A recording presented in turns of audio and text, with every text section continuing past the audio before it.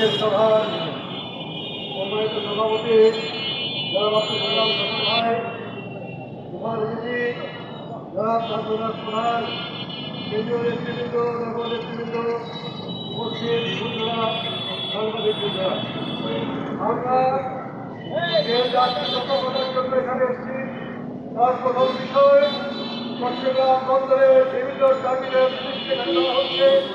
সব ঘটনা বিস্তারিত করেছেন। আমরা দুটো কারণে বিরোধিতা করছি। প্রথম কারণ, আমাদের দেশের বন্দরকে আমরাই চালাবো। আমাদের অনেক কৌশলগত ঘাটতি থাকতে পারে, আমাদের প্রশিক্ষণের ঘাটতি থাকতে পারে। সেটার সহযোগিতা করার জন্য যারা উন্নত দেশ, উন্নত বন্দর পরিচালনা করছেন তাদের সহায়তা দিতে পারি, তাদের জ্ঞান বিজ্ঞানকে আমরা কাজে লাগাতে পারি, তাদের লোককে আমাদের এখানে কনসালটেন্ট করতে পারি, তাদেরকে আমরা ইজারা কেন দেব? এবং ইস্ট ইন্ডিয়া কোম্পানি ইজারার কথা বলে আমাদের ভারতবর্ষকে 200 বছর গোলাম বানিয়ে রেখেছে। দ্বিতীয় নম্বর কথা, আমাদের রাস্তা বক্তব্য কাজ করেছে। এই অঞ্চলে মিয়ানমার, ভারত, চীন, মার্কিন যুক্তরাষ্ট্র মিলে একটা অস্থির অবস্থা। মিয়ানমারে গৃহযুদ্ধ চলছে, বাংলাদেশ নিরপেক্ষ আছে। কোনো কোনো দেশ চায় বাংলাদেশ তাদের পক্ষ হয়ে এইখানে গেরিলা যুদ্ধ ট্রেনিং দেয়।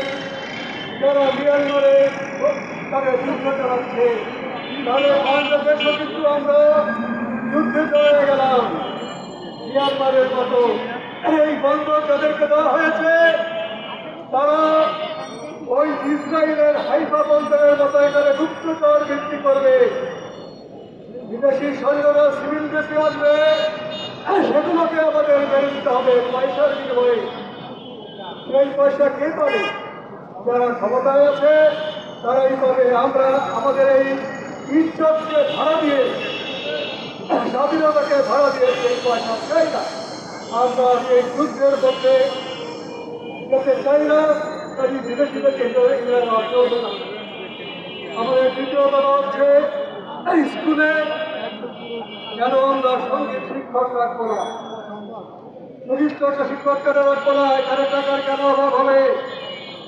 নিয়ম বলে, যদি আমরা সবার জন্য শিক্ষা চালু করতে চাই, একটা বিশ্ববিদ্যালয়ে যেই টাকা খরচ হয়, একটা জেলা এবং উপজেলার প্রাথমিক শিক্ষায় তার চেয়ে 100 থেকে 200 গুণ টাকা বেশি খরচ করতে হয়। প্রাথমিক শিক্ষা আপনি যত খরচ করবেন, তত ভালো স্কুল হবে, তত ভালো আপনি বিশ্ববিদ্যালয়ে ছাত্রছাত্রী পাবেন। আমরা উল্টো কাজ করি। কাজী প্রাথমিক শিক্ষা আমাদেরকে টাকা খরচ করতে হবে, শিক্ষক নিয়োগ করতে হবে। 3 নম্বর কথা, আজকে জিনিসপত্রের দামের কোনো মামলা নাই বাংলাদেশে। আপনারা জানেন আমেরিকা এই পৃথিবীর সবচেয়ে বড় পুঁজিবাদী দেশ। সেখানেও মানুষের খাবারের দাম এরকম না।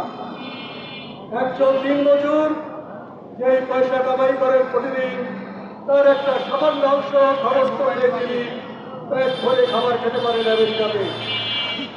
আমেরিকা একটা পুঁজিবাদী দেশ, সেখানে যদি খাবারের দাম কন্ট্রোল করা যায়, সেখানে তো বলে না আমরা যা খুশি তাই লাভ করবো।